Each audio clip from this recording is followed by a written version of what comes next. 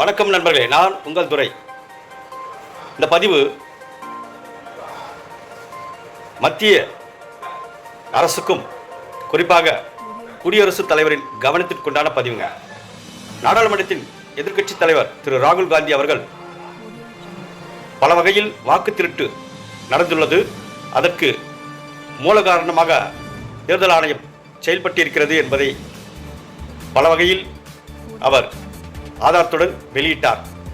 ஆனால் இன்னும் அந்த தேர்தல் ஆணையரை நாம் மாற்றவில்லை. அதற்கு மேல் ஒருபடி மேலே சென்று அதே தேர்தல் ஆணையத்தை வைத்து பீகாரில் சட்டமன்ற தேர்தலை சந்திக்க இருக்கிறோம் நவம்பர் மாதம். இந்த தேர்தல் நியாயமாக நடைபெறுமா? தேர்தலை நடத்தக்கூடிய தேர்தல் ஆணையத்தின் மீது தான் விமர்சனம்.